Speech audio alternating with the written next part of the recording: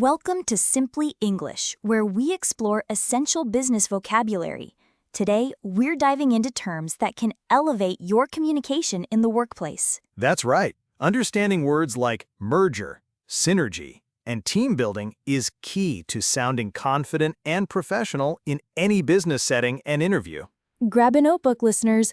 Let's break down these terms so you can use them to your advantage. Let's dive into business expansion and employment terms. Here's the vocabulary we'll cover: to be bought out, to be laid off, to downsize, to get rid of, to retrain. Let's start with the first one, to be bought out. What does that mean exactly? When a company is bought out, it's purchased by another company. This usually happens when a company wants to expand or consolidate their market. Right, and I imagine it can be a big change for the employees. For example, if a tech company buys out a smaller startup, employees may find themselves working under new management. That can feel pretty overwhelming. Next up, to be laid off. What's your take on that term? Being laid off means losing your job because the company needs to reduce the number of employees, usually due to cost-cutting measures. That's a tough situation. For instance, if a company faces financial struggles, they might lay off workers to save money even if the employees did a good job. Have you ever seen that happen? Moving on to downsize. What does that term refer to? To downsize means reducing the number of employees within a company in order to lower costs or improve efficiency. Exactly. A company might downsize during a merger or when they're looking to operate more efficiently. For example, a large corporation could reduce its number of staff in regional offices to focus more on central operations. How about to get rid of? This one seems a bit more straightforward. Yes, to get rid of simply means eliminating something or someone, whether it's old technology, outdated processes, or even redundant employees. Right, like when a company decides to get rid of outdated software that's no longer supporting their needs, and they bring in a more modern solution. Finally, let's talk about to retrain. What does that involve? When you retrain someone, you're essentially teaching them new skills for a different job or role within the company. So it's a way for companies to retrain employees rather than letting them go. For example, a manufacturing company might retrain workers to operate new machinery when they upgrade their equipment. Now we're diving into job characteristics and company actions. These terms will help you understand both the workplace dynamics and how businesses operate effectively. Let's go over the vocabulary first. Competitive, dedicated, outdated, to streamline, to update, and update. Let's start with competitive. Can you explain what that term means? When someone is competitive, it means they like competition and always strive to be better than others. It can describe a personality trait, or it could refer to an industry or market with a lot of competition. So if a person is competitive, they might constantly push themselves to outperform colleagues.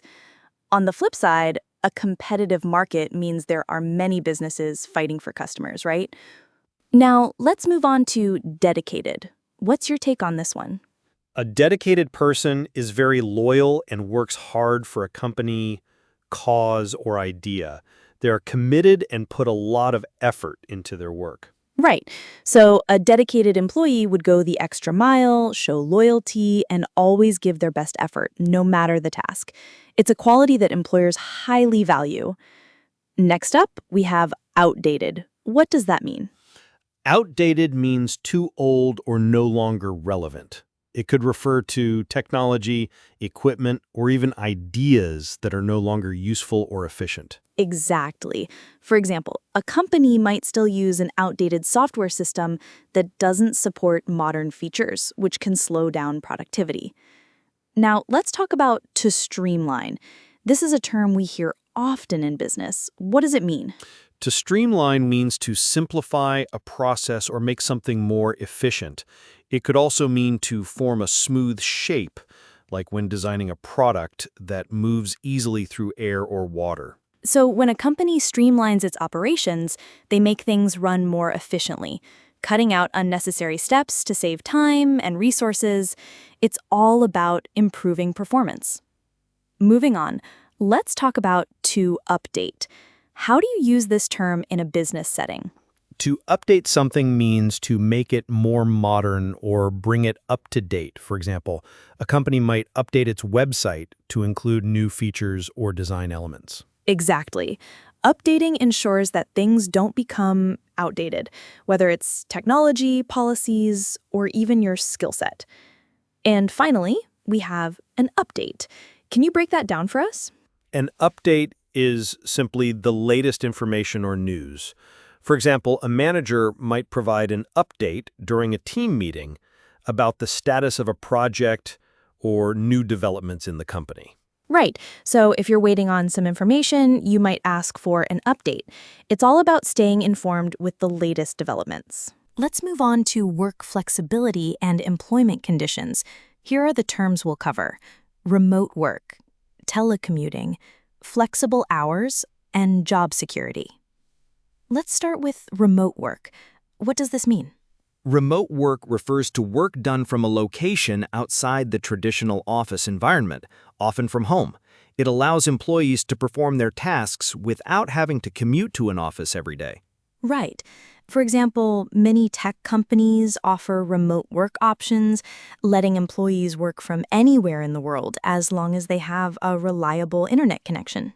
Now, let's discuss telecommuting. How does this differ from remote work?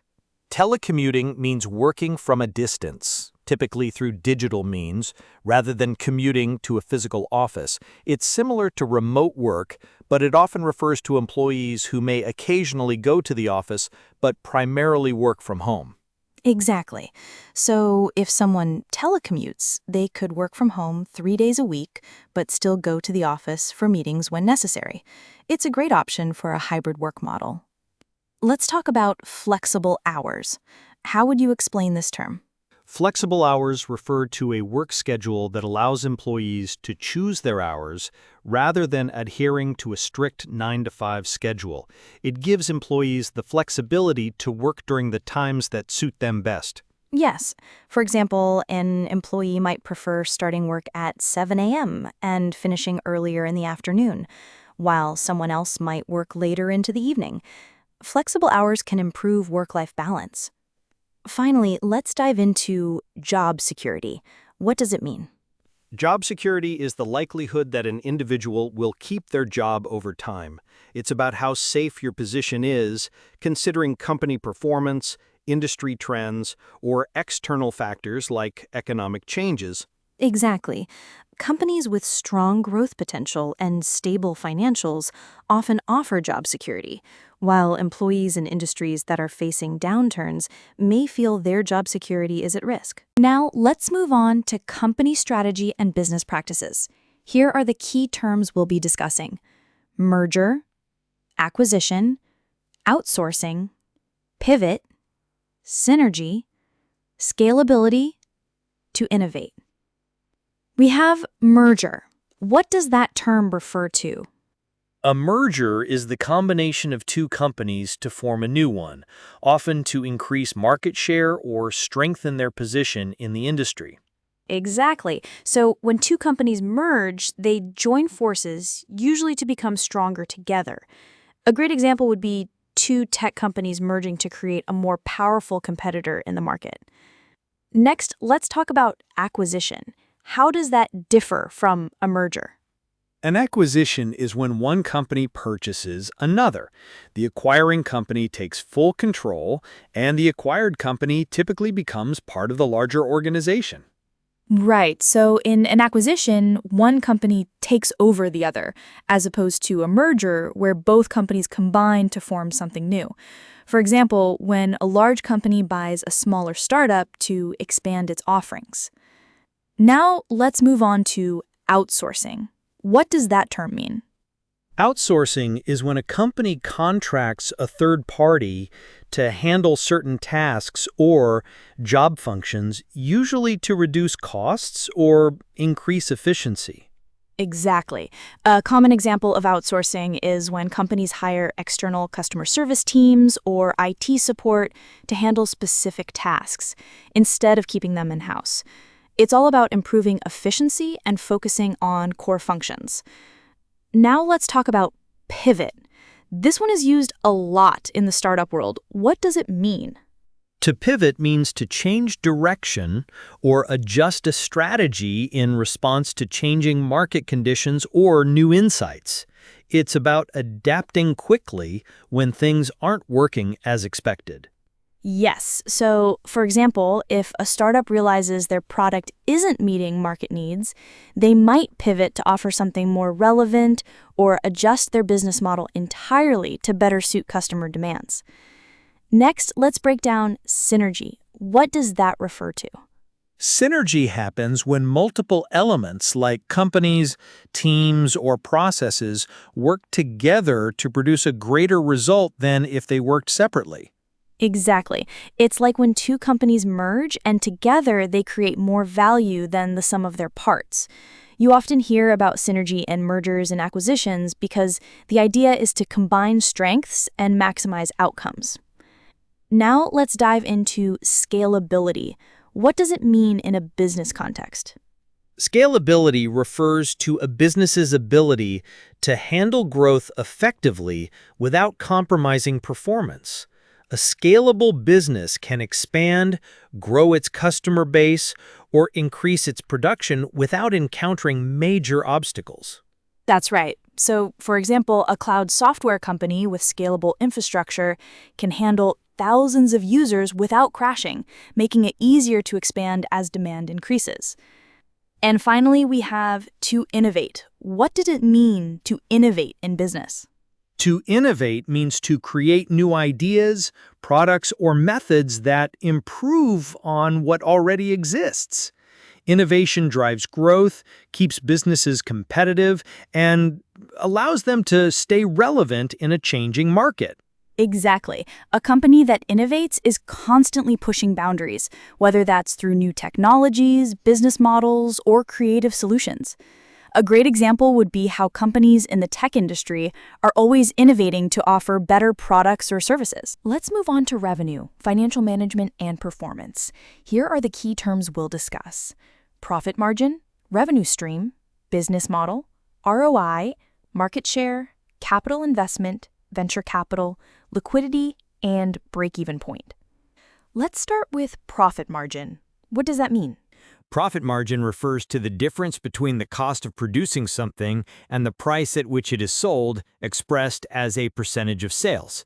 It shows how much profit a company makes from its sales after covering production costs. Right. So a higher profit margin means a company is making more money for every product sold.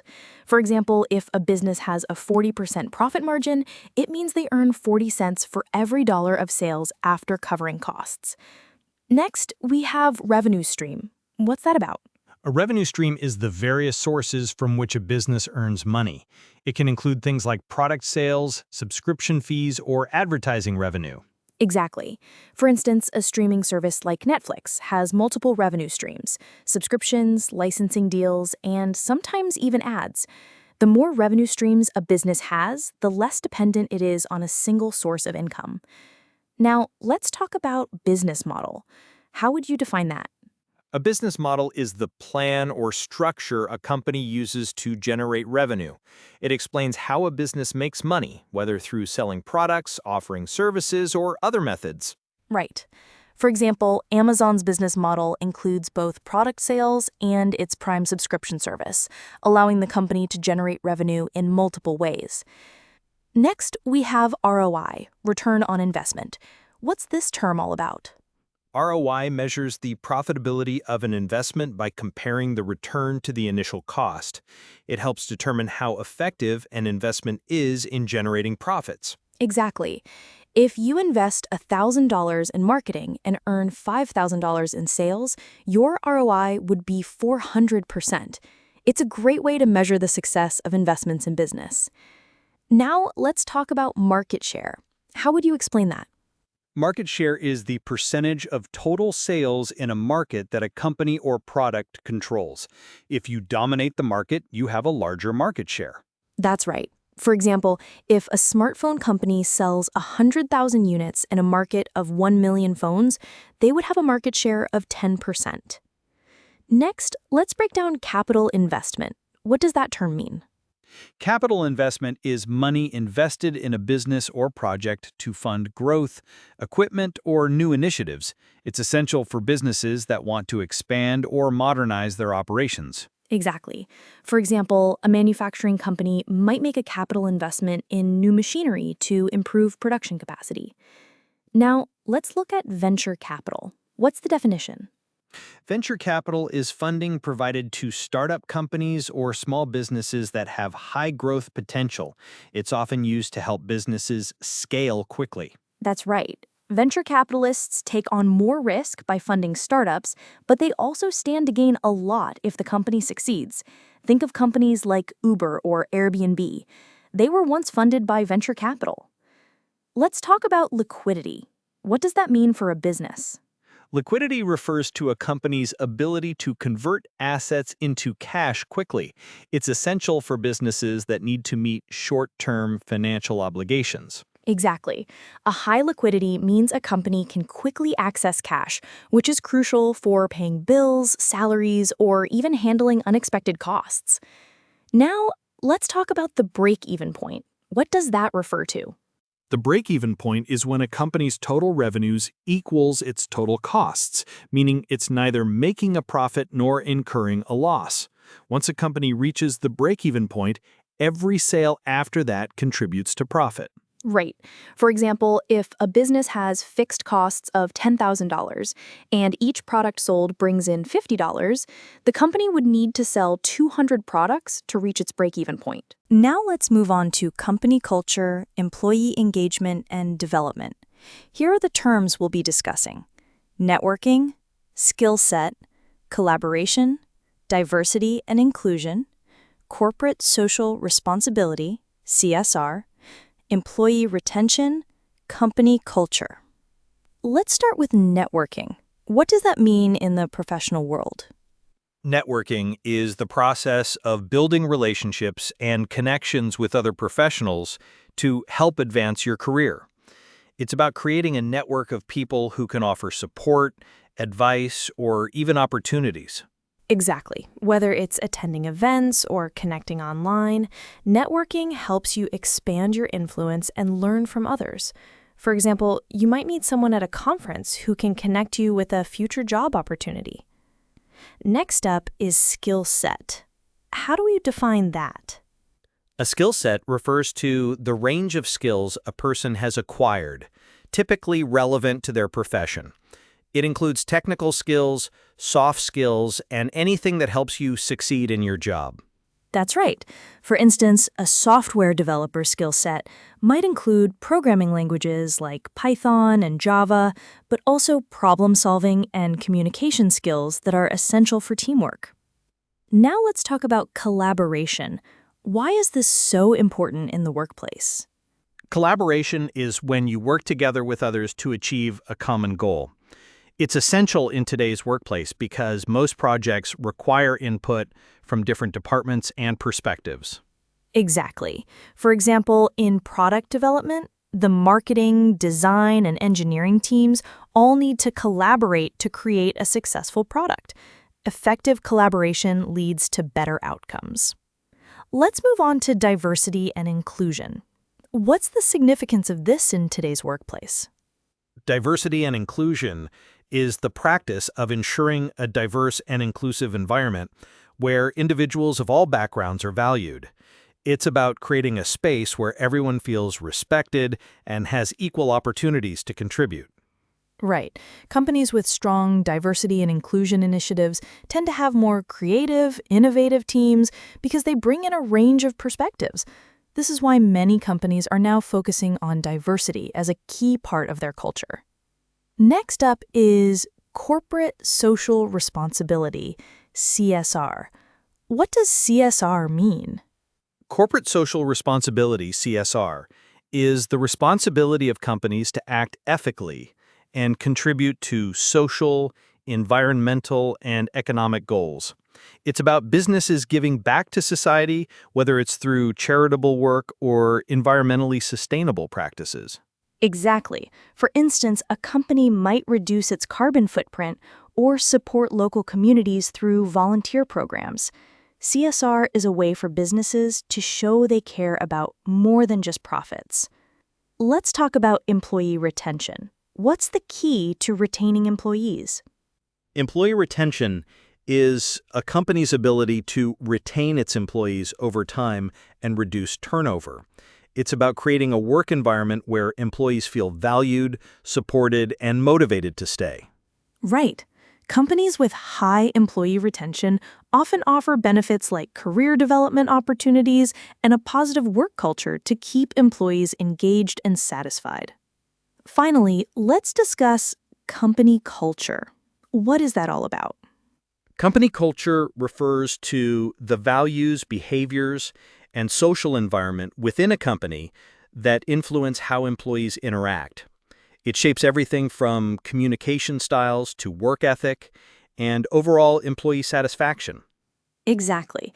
A positive company culture encourages collaboration, creativity, and innovation. Now, let's dive into performance and development. Here are the key terms we'll cover: feedback, performance review, career advancement, professional development, mentorship, and onboarding. Let's start with feedback. What does that term mean in a workplace context? Feedback is the information or criticism about someone's performance or actions, often used to improve future outcomes. It helps individuals know what they're doing well and where they can improve. Exactly. For example, a manager might give feedback to an employee about how they handled a project, pointing out what went well and suggesting areas for improvement to enhance their skills for the next task. Now, let's move on to performance review. How is that different from feedback?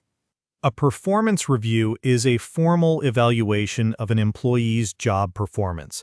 It's typically used to assess their work over a specific period and can influence things like raises, promotions, or areas for improvement. Right.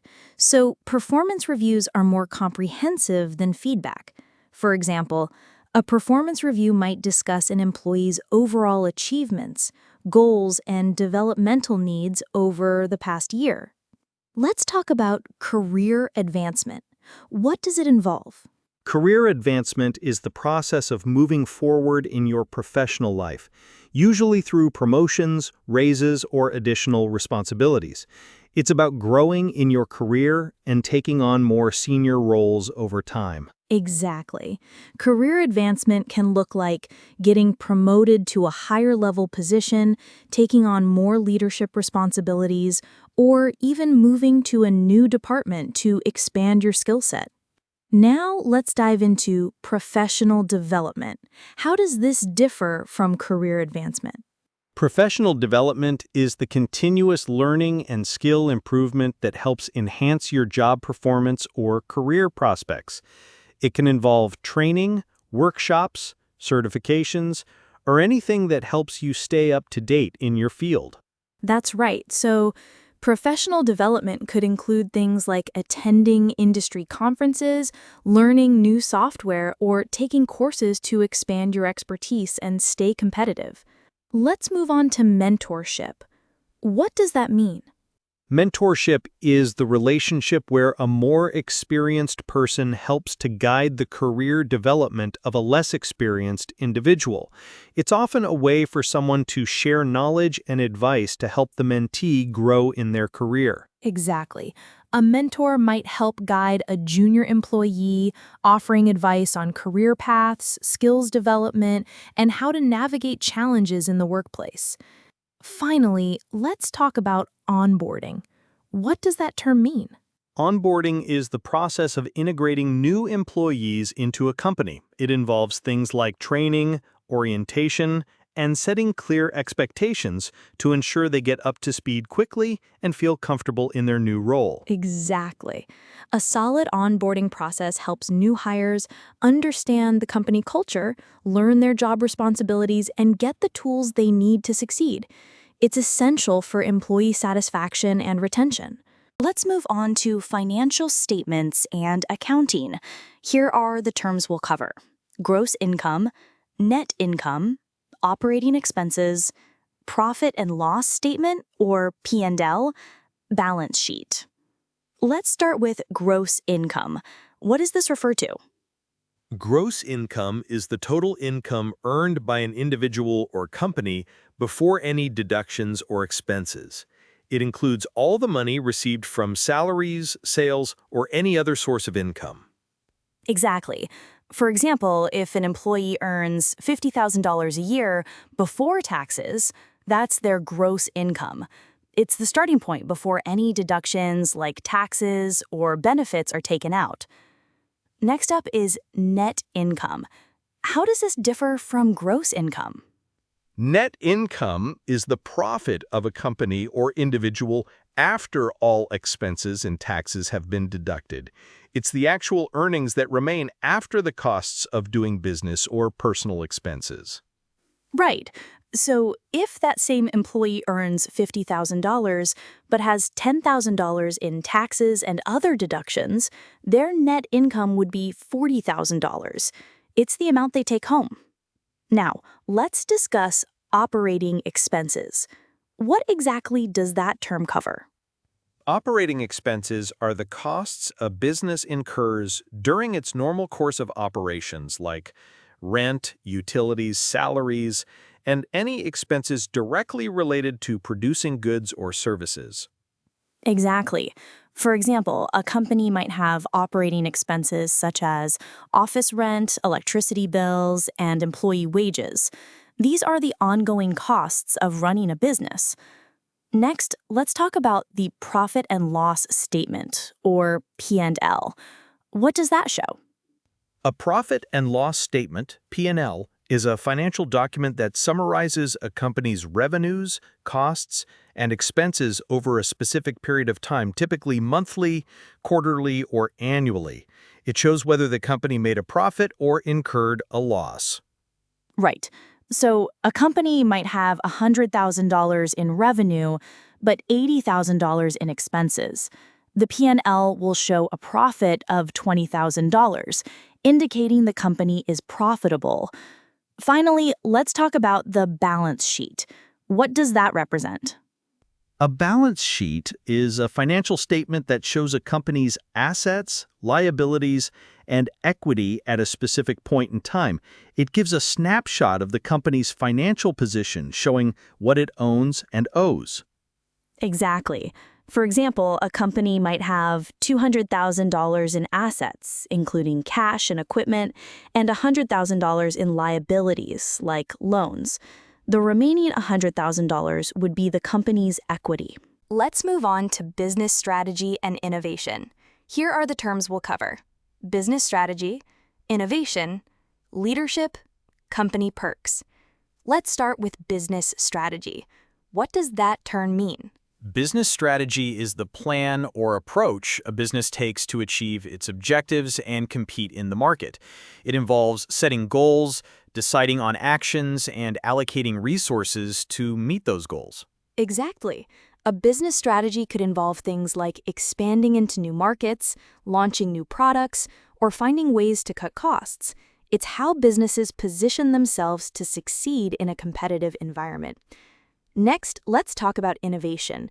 What does innovation mean in a business context? Innovation is the act of introducing new ideas, products, or methods.